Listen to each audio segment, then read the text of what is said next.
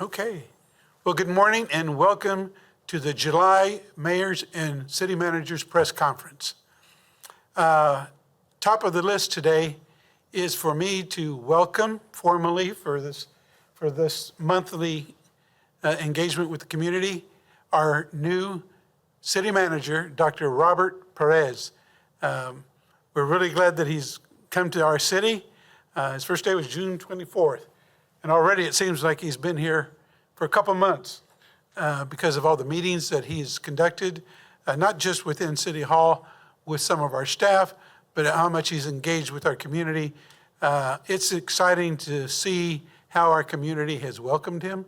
There are so many requests, well, when do I get to meet him? When do I get to meet him? But he has been out in the public, and I really appreciate that everyone is looking forward to his participation with the rest of the governing body and doing what he can to help the city. Dr. Perez comes with a wealth of experience, and it's really a joy to have him and his wife here in Topeka. It's been kind of rough moving from one place to the next, but got everything settled down. I think he's in a good spot. So that's the first thing I want to make sure I do is welcome him and introduce him to the public who has yet had a chance to meet or speak with Dr. Perez. I want to visit a little bit, first off, a bit about the recent visit that we had to Boise, Idaho. It was another one of the city-to-city, visits that Greater Topeka Partnership typically puts together and hosts to give our governing body and some of our corporate executives and others a chance to go to another city, visit with their local government and some of their executives in business to find out how they're getting things done in their city. It's not so much to find out exactly how they do it, so we want to do it. It also gives us a chance to validate what we're doing. And I think that's the big takeaway I took from our most recent visit to Boise. They have a lot of good things going for them. And it's interesting to hear how they accomplish it. It's encouraging to hear that it can be done if you have the support of the community and your governing body working together. But also, it gives us a chance to brag a bit about Topeka and what we're doing. And I have to say, we were well received, especially by our colleagues from Lincoln, Nebraska. They joined us as well. Myself and the mayor from Lincoln and the mayor from Boise all sat on a 3-person panel and fielded questions from a large group of people, about, good 200 people or so, to give us an idea of how we can learn from each other. The greatest thing that I think that I take away from most of these intercity visits is a bonding that takes place for those who go. For the elected officials, you get some time away from the cameras, you get some time away from the constituents at large, locally, to just visit about things in a casual way. And that's important for us to be able to do that, to be able to talk to each other without worrying about every word that's being said and recorded, so that we can be honest with each other and really express how we want to get things accomplished in the city. So that's my biggest takeaway from most of these visits. And I think my fellow council members who really showed up this time, this is the most council members that I've ever seen at an intercity visit, and that speaks well of our council and the people that came from Topeka. We had easily over 100 people who participated in signing up for this visit. So that's a lot of people. Lincoln came in mass, very complimentary of Topeka. And they were, similar to Topeka in their makeup of who came and their Midwest welcoming, as they were very, very friendly. I spent more time probably with the people from Lincoln than I did with the people from Topeka because I wanted to know more about them personally. It was a good visit. Unfortunately, Dr. Perez wasn't able to attend with us because, like a good city manager, he saw a priority and he stuck here in Topeka. And you might want to speak to that, Dr. Perez. Yeah, no, thank you, Mayor, and good morning, everybody. It was good to hear about the trip from here at home. The mayor and other council members came back with another list of about 200 people I need to meet from that trip. But as I understand, a lot of good ideas came from that, and as the mayor mentioned. I think there were some new ideas that maybe we can consider, but as he also said, a number of the things that we're doing well here were validated by the sister cities.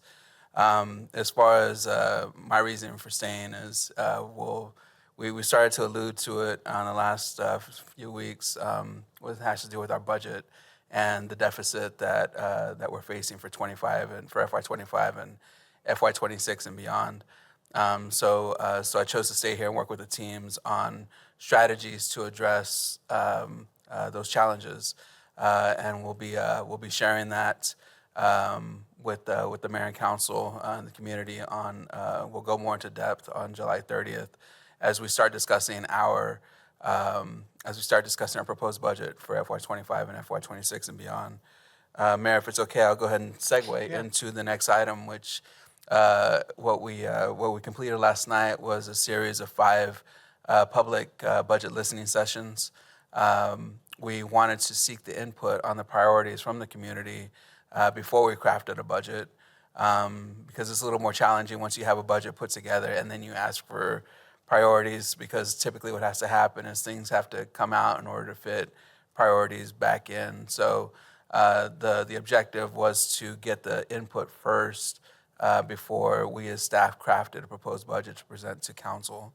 As mentioned, over the last few weeks, the team and I have kind of taken a city hall road trip, if you will, across the city. We had, as mentioned, 5 budget listening sessions, one in each quadrant of the city. And then last night, we also had our last meeting at the Central Library. We did in-person sessions. And last night we actually recorded one, and I think it's posted on Facebook. So in case you missed it, you can go back and watch that. And we also do have a survey open. You can email any suggestions to budget@topeka.org. Anytime over the next several weeks, if folks have additional comments or priorities that they'd like to share with us and with the governing body, you can use that email. As far as the public infrastructure, as part of the listening sessions, we did hear a number of comments and suggestions related to increased investment into our infrastructure, a lot of support for our public safety teams. We did have some discussions on taxes, and so I know that in the last few weeks we set a maximum mill rate levy with the governing body at 2 mills.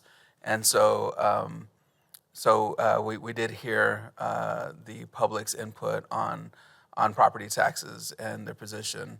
And so we're trying to be very mindful as we craft the proposed budget. I will reiterate for the team, for the group here, and for those of you who may be watching, we are trying to address about a $15 million deficit going into FY 2025. The team and I, and we're starting to share this with the council members, and again on next Tuesday evening, we'll discuss this more in detail. For FY 2025, we're going to be balanced, but a lot of that is going to be using one-time reserves as a big measure to address that deficit. And then again, we'll have to get a little bit more creative, and we'll share more of those details with the mayor and council first as part of the proposed budget next Tuesday. But otherwise, I think to this point, it's definitely been a good budget process. It was a little truncated because of my start time. I hope next year we have a little bit more time to vet our options and other opportunities to basically have a sustained budget moving forward. So one option, I mean, that's always an option. But again, for FY 2025, I think that, but we do have a balanced budget, which does include not a great number of reductions or reduce positions, but that is part of the FY25 budget. But they're vacancies that have been sitting for a while, and so that's part of the assessment every year. At least from my training, and I hope to implement here, every year you should go through an exercise of looking at how we can be more efficient. Whether it's reducing a position that has been vacant for more than a year, or if there's opportunities to maybe absorb responsibilities of one position into another. And so for me, that's something that every year we'll be looking at moving forward. If I may, I want to make sure it's clear. We're not considering layoffs right now. Like you explained, Yes. What we're looking at is those positions that maybe have been unfilled for a period of time and evaluating whether or not we need to retain those positions and fund for those positions. Because if we're not going to fill them, then we need to address that and take advantage of those vacancy credits. That's correct, sir. Also, I just want to follow up a little bit on especially the session I went to last night with Dr. Perez at the library. It was pleasing to see that there were a number of people that showed up with some knowledge of the city. You might imagine that sometimes folks might show up to those budget hearings with a list of to-dos and to-don'ts with maybe a limited understanding of how things get done in the city. Last night there was a group of people there that they knew what they were talking about. They had done some research and they had a better understanding, because I think it's as much of a learning session for them as it is for us, because there's still some people who don't understand, like our property taxes and the taxing entities that we have in Topeka Shawnee County and how many we have. And we were able to break that out, who gets what, and that for your taxes that you pay. So it's when someone says, well, the city's raising taxes, there are several other entities that may have an effect on those taxes, and those where the raises may come from. And you may have remembered that Councilmember Duncan, in response to some of the concerns expressed by the petitioners that came before the body, very clearly said that the governing body is aware and concerned and very much listening to those concerns. And so that every effort is being done to coordinate and collaborate with those other taxing entities as well, to see what we can do as a collective to do what we can to reduce property taxes or keep them from rising further. So that takes an effort, a coordinated effort. It's just not one entity that can make it happen. We all have to work together, and he has encouraged those other entities to join us in that effort. So I appreciate the chance to also give that information and share it with the public when they come to these budget sessions, because they get to learn and see more about how the city operates than they probably have had an opportunity to. Not because they don't want to know, but they're just not in that circle of information that gets out to the public. It's pretty complicated and confusing, so it was good to have Dr. Perez there and walk through it with our finance department.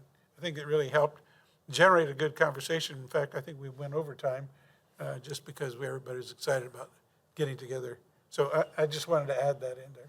I appreciate that. Yeah, I just, and not to prolong this item, but we did get some kudos as far as the transparency that I don't think had been shared with the community to this point. So it was definitely something that will continue and see how we can make it better for next year. And then also, too, we're not done. There will be upcoming, as we go through the budget process, there'll be upcoming work sessions on each departmental budget. And then the public's always involved, are always welcome to come and provide comment as we continue to craft the budget. Okay, thank you, Doctor. You want to go ahead and you were going to follow up? Yeah. So moving on to some of our capital projects, Pope Quincy Viaduct. So Project 7 is now done. In total, there's 6 projects, I guess, that are part of that utility relocation. So we are on track to complete by next spring, those relocations.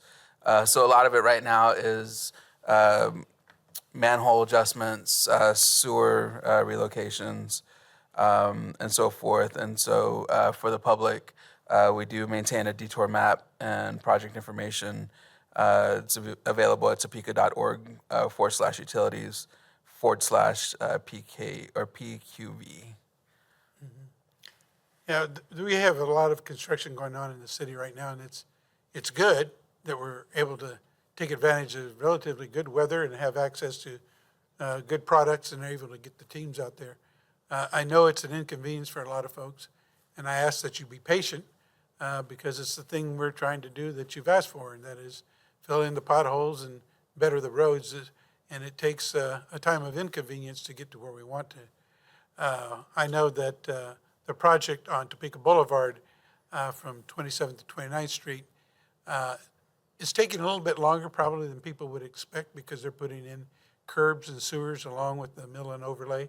So it takes a bit more time. I'm really glad they're doing that. That has been a concern for a lot of constituents, including me, at 29th and Topeka, because it's a heavily traveled main thoroughfare through our city. I believe, correct me if I'm wrong, that project should be done maybe by the end of this month yet. That's correct, Mayor. Yeah. And then there'll be some time, and then they'll move north to 21st Street. And so I ask people, while this construction is going on again, be patient with each other. Plan ahead. Take your time to get to where you normally would take a direct route to. And the other thing that occurs to me, and Dr. Perez and I have been talking about this because we're both really concerned about small businesses that may be affected by this construction. And we want to make sure we encourage people to don't forget about those businesses that maybe you got to go out of your way a couple more blocks to get to them, but do that. Continue going to those businesses and don't let this construction get in the way of them having a successful business, because it's important for us to give them that consideration. And maybe even go out of your way to go to those businesses that are expecting or experiencing that inconvenience, because the normal flow of traffic can interrupt very drastically their business. So keep that in mind when you're making your route through the city. We have one thing that I wanted to touch base on. Give me a moment.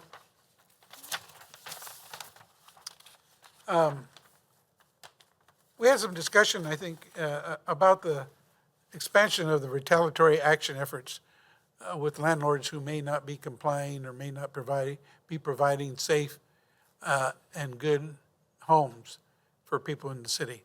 I want to make clear that we did not change any laws or ordinances, but what we did do is form a coalition, I believe, more of anything, with HCCI being the lead agency on this coalition, so that if Mike Padilla feels that in some way his landlord has not done right by him and has violated any conditions of a safe dwelling, and I feel that I have a case, I can contact HCCI. They can give me the resources and pretty much walk me through what I need to do to get it remedied, to get my place the attention it needs, to make sure that the landlord knows that there's a reason for safe compliance for our residents. And so that is really what we're trying to do, is really make it more convenient for those persons who feel they have a case to find the resources that they need and not have to jump around from one place or the other. HCCI is that main contact. And you can find them on their website. If you go to their website, HCCI, they will even provide you, if necessary, those resources that can point you in the direction of legal services if necessary. Now, the city doesn't provide legal services for anybody outside of city staff and city government. Oftentimes people will call and ask for legal advice from our city attorney's office. That's not what we do. We can't do that. We're obligated to confine our comments and assistance to city staff. But we encourage people to look at HCCI. They've been around for a long time. They have a good reputation. They have people there who really care. So I want to encourage people to keep that in mind if they're experiencing substandard living conditions. And I ask the landlords, knowing that, do everything you can to provide that adequate, clean, and safe housing for our residents. You have nothing to fear if you're doing that. So please work with your tenants, work things out before it comes to the point that they have to go to other resources for that. But it's something we're really concerned about. We want to make sure people have safe housing, both in warm weather when it gets super hot and then cold weather when it gets very cold. Sometimes they just don't have the utilities that are turned on, or lack of some of those things that we take for granted. So be very aware that we're concerned about it, and we want you to contact HCCI if you have any issues. That's something that I think you had a little information on. Yeah, thank you, Mayor. So I also just wanted to mention that ACCI will be hosting several public engagement sessions for anyone who feels though they've been a victim of retaliation, tenant retaliation. You do have to pre-register for those sessions, and as the mayor mentioned, folks can reach out to HCCI directly, and then we also do have the contact information on the city's website. Good. That's good. The one thing we have next on our list, and I'll let you start off, Dr. Perez, and that is looking for our next chief of police. Yeah, thank you, Mayor. So I guess on yesterday we officially launched our campaign to find our next police chief. There was a community survey that went live yesterday as we are crafting what we're looking for in the next police chief. We want to seek the community's input on those attributes that the community wants to see in our next police chief. We have that survey open. It'll be open for a couple weeks. I believe it's closing on August 2nd. And in between that time, we'll probably be hosting in-person panels as well for the community to come and give input. We'll do probably 3 sessions, one in the morning, one in the afternoon or midday, and then one in the evening. So that way, if folks don't want to do an online survey, or if they don't have the capability, they can come and speak to us directly. The intent of the community survey and seeking the input is to actually use that information to craft the job description as we develop that advertisement for that position. We do plan to have a community involved process. There'll be several panels to include one community panel. I've asked the mayor and governing body to each provide one community member to sit on the community panel. The panel or the interviews will include a community panel, a panel comprised of the mayor and one of our governing body committees. There'll be a law enforcement panel, and then we'll actually invite the media to come out and help participate on one of the panels as well. Following the same grueling process I went through, we'll also have a public meet and greet and then also a media event as well. So look forward for details on that. If everything goes according to plan, we should be able to interview mid to late September, and then hopefully have the chosen candidate start late September or in October. So that's where we're at on that. To follow up on that, for anybody who might be concerned about what we're going to be looking for or who we're going to be looking for, we've really taken another look at the job description that we have currently, but including what the city manager and I sat down yesterday with Interim Chief Haltom, and we went over a number of things that are of interest to the public that have been brought out during the Police Community Relations Committee, and just in general speaking with the community, because I wanted to make sure that our city manager makes himself as familiar with our Topeka Police Department as he can, because he doesn't live here, he didn't come from here. He has an obligation to the select committee to know as much as he can about our police department. And so to that end, that's what our meeting was about.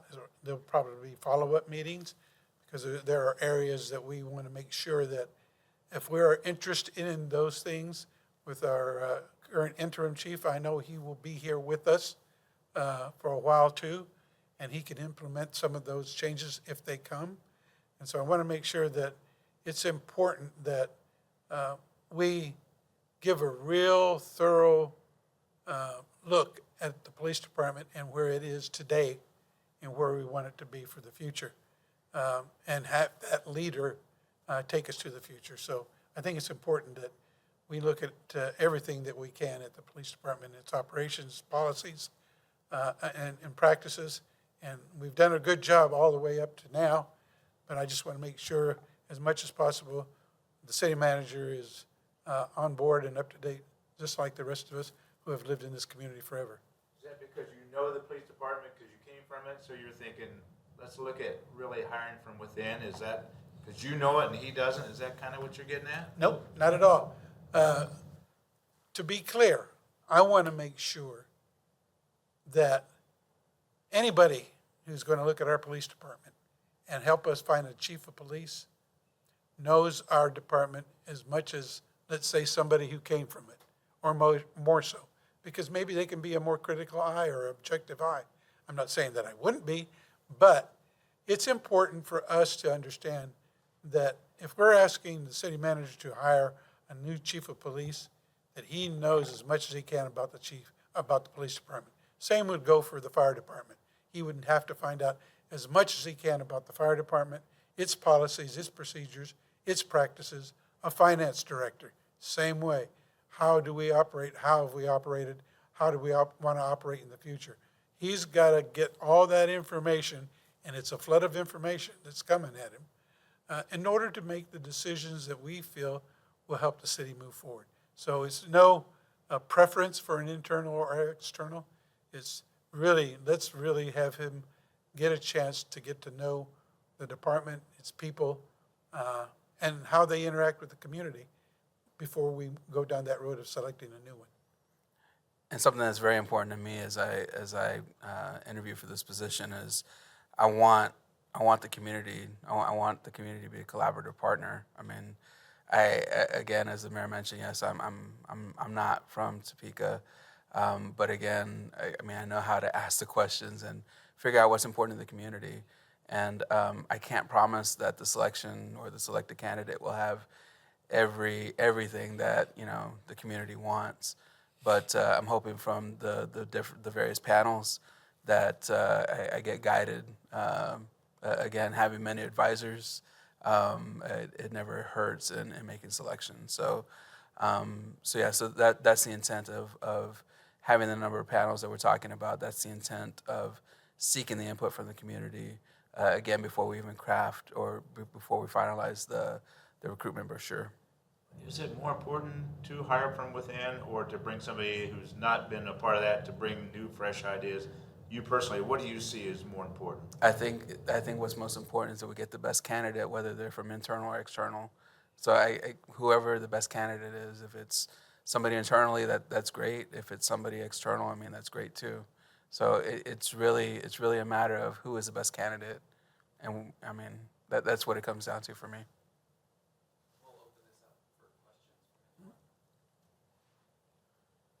I was talking to Dan yesterday, or email. There was a stench in the air yesterday that many people are talking about, and excuse me for saying it, dog feces smell, a vomit smell, on and on. From Gage Park to downtown to over in Gage 37, everywhere, North Topeka.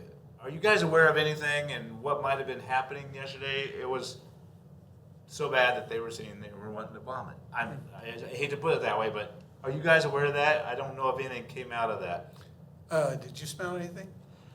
I did not. I was on Clay at a house fire, and I didn't smell it at that time. But I mean, I'm hearing not trying to be glib, but I was out all day yesterday and around town. I didn't smell anything, and I know that we've taken steps with our utilities and everybody checking with our utilities facilities to make sure there wasn't any breach in any of our lines or anything like that. There's nothing reported. We haven't had anything that would cause a smell that would have come from a city utility or sewer or anything like that. So, I would just kind of learn about the concern, I guess. But was it located in any particular part of town? You know, I kind of put it this way. When we were in Boise, beautiful town, great town, we experienced a lot of haze and bad air quality because of fires in Canada. I'm not suggesting it's fires in Canada that gets all the way down here, but we do get pollution from other sources. But I did not experience anything, and I know that a city has checked any of its facilities for any kind of breach in any of our lines and found none. So I don't know where it was coming from. you heard about that. Oh, You heard just the word- this, before I came into this press conference today, but I have to tell you, I was downtown, Southwest, Oakland, a little bit east, windows down, because it was nice yesterday, wasn't super hot. I didn't, but that doesn't mean if I didn't smell it, there wasn't something out there. Somebody else could have been, but I can't think of anything. No. City manager? No, same report from me. Checked all of our systems and weren't able to find anything that would, citywide, that would have contributed to that. Companies that we have, like, we know we get smells from Frito-Lay. I don't know if it was the dog food companies, you know. Do they have does the city have a ordinance, laws or whatever saying there's so many smells, you gotta cut it down if it gets so overpowering? I don't know. I'm unaware of any restrictions on the output from some of their productions because I don't know that we even have a unit that would be able to measure that, what it would be, and any data that would support a limit of any of that. But I smell potato chips a lot, and it comes and goes. It depends on which way, obviously, that the wind is blowing. And there's probably some byproduct smell that comes from any manufacturing product in Topeka, not just in food stuffs, but in other industries as well. But no, not that I'm aware of. City manager, I don't think we have anything like that. To the search for the new city police chief, you guys had mentioned that you guys were reevaluating the job description and the overall description of the position. Have you guys already put out that job description and that open call for the new police chief? No, we haven't. So the intent of the community input is to actually craft the job description based upon the input that we receive. And then that we'll work with an executive recruiter to actually post that. So again, the survey and the input we hope to gather over the next couple of weeks, and then we'll advertise shortly thereafter. And so I mean I'll just tell you, like, one of the things in reviewing the existing job description, I myself, like, I've already put in something along the lines of experience with community policing. At least from what I've heard, that's going to be an important topic. But again, we want to hear from the community before we finalize that job description.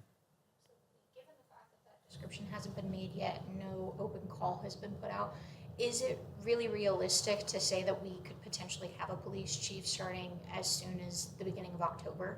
So the timeline that we've laid out is basically a 2-month process. So, I mean, from this time to, I think we've given ourselves 3 to 4 weeks to post the advertisement. I mean, 2 months. I think that's doable. Depending upon if somebody comes from the outside, it might take some time for them to relocate. So it just depends on the candidate. But again, the goal is to try to hold the interviews towards the end of September. Yes, ma'am. As far as the construction in the city goes, you're right. I mean, it's everywhere. It is constantly going on. And also with that part of being patient, what is up next for the city as far as any road construction, or are we kind of getting the projects that we have done right now with Port Quincy and with Topeka Boulevard? Is that kind of where we're at right now, or is there a next step before, like, say, the summer ends? So yeah, so we do have, in addition to some of those larger capital projects, we are also going through our sealant, like our slurry seal projects. So there's always something going on. I will just want to assure the public that as we work on whether they be city projects or if there's utility work or other type of work associated with development, that we're coordinating all detours. We're trying to make it as easy as possible. That is one of the paradoxes of infrastructure improvements, right? Everybody wants them. Unfortunately, I mean, coming with those growing pains are those delays and streets being closed for some matter of time. But I will assure you that we do have a very good team that has the 50,000-foot view as far as making sure that we don't detour into a detour, and making sure that all that's coordinated. We will sometimes we'll even hold the starter projects to ensure something else gets finished before we before we close something else that's right next to it. So we're always doing work, but we do have a very good traffic coordination team. As far as relocations go, like Let's Help is moving and everything, what is kind of the view on that as far as internally? What are we expecting with all of these different relocations in the city? Are you talking about utility-wise? No, relocations, but so Let's Help is relocating. What are we kind of thinking as far as, especially with the homeless community, what are we thinking as far as what the city is going to look like? Is that in regards to the Port Quincy? Mm-hmm. Which is the highway is getting adjusted so the businesses underneath have to go. Well, as much as we can, we're trying to coordinate so that there's no interruption of service. Now, it may be more difficult because of the relocated site, that it's not as convenient as what we're used to. But there are an awful lot of volunteers that have been working with Let's Help to try and make that not seamless, but as easy as possible. And we have a good number of nonprofit organizations that seem to coordinate very well with them. So the city is trying to do everything it can do to facilitate, and we reach out and ask, is there something specific that the city can do? So far, it seems like everything seems to be coordinated well enough that they're moving forward with relocations and not really finding a real stumbling block to continuing their efforts. For one more question. What's the biggest takeaways you got from Boise? From Boise? I think the biggest takeaway from me, anyway, was that in addition to the things that we are doing right now, that Topeka is at every level along par with Boise, or in some cases, just a bit ahead.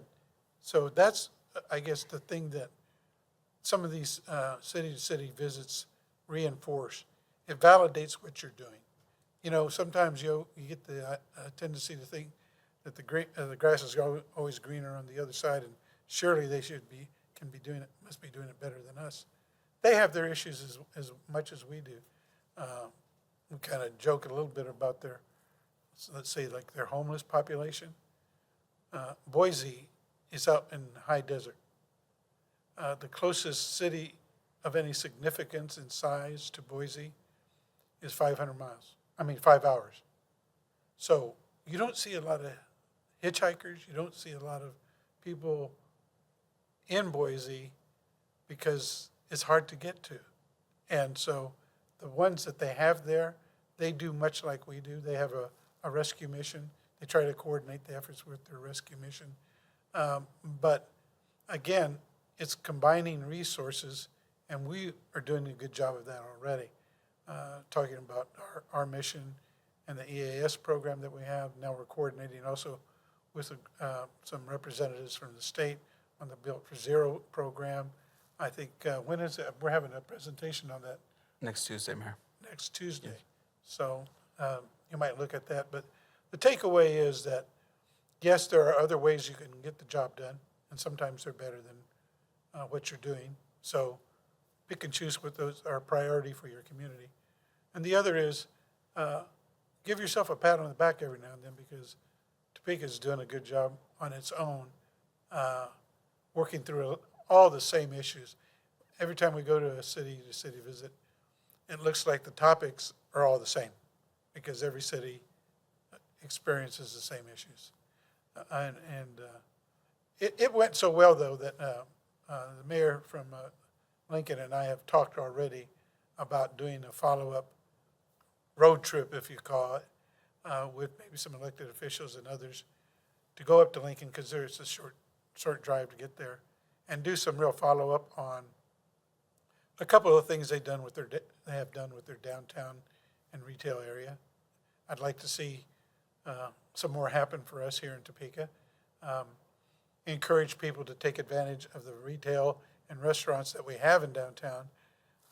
Across the country, that available or expendable cash has shrunk, so it's harder and harder for some of the retailers and restaurants to keep business going, so we have to prioritize. But, we're on a good roll downtown. We just need to make sure we don't let us slide back. And so I like that Lincoln has really put some real effort into that, so we want to go back and talk with them a little bit more.